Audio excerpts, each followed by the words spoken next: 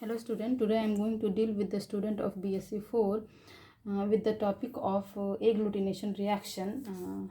Agglutination reaction is a normal reaction or simple reaction. Uh, in agglutination reaction, this follow a principle of mechanism and principle of precipitation uh, reaction most similar to the precipitation reaction. In agglutination reaction, agglutination is a visible clumping, means in a diagram we can see here that this is the antigen, and this Y shape is antibody, and this is the paratopic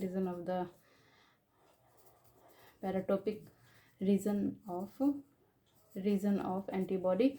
Here the when excess of antibody is given in this reaction, it forming the clumping like structure,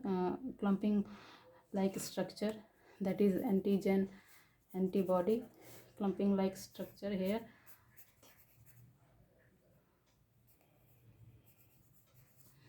antigen and this clump is formed by the reaction of antigen and antibody, and the reaction between the paratopic region and paratopic region of antibody and the epitopic region of the antigen, and the clump like formation, visible clump formation is occurred, then it is called the agglutination reaction. So agglutination is the visible clumping of the precipitate of the particulate antigen when mixed with antibody specific for the particulate antigens.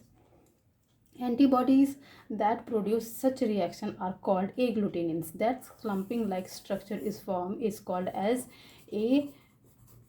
agglutinins. The general term agglutinin is used to describe antibodies that agglutinate particulate antigen. In the particulate antigen, when the antigen, for an example, antigen is an erythrocyte, the term heme agglutination is used.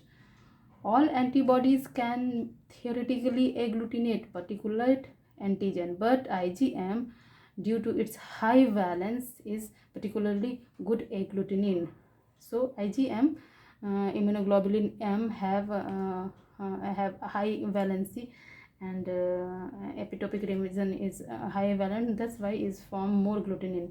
Agglutination reaction are similar in the principle of precipitation reaction, just as an excess of antibody inhibit precipitation reaction. Such excess can also inhibit agglutination reaction. This inhibition is called Poisson effect. So in this reaction, excess of antibody can prevent the formation of agglutination, precipitation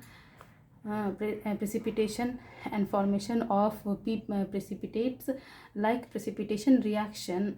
Excess of antibody is inhibit the precipitation and forming agglutinin.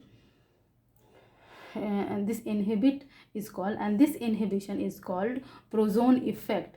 When the antigen A is an integral part of the surface of a cell or other insoluble particles, the agglutination reaction is referred to the antigen is an integral part of the surface of a cell or other insoluble particle. The agglutination reaction is referred to as direct agglutination. The agglutination test only work with particulate antigen. However, it is possible to coat cell other insoluble particles with a soluble antigen.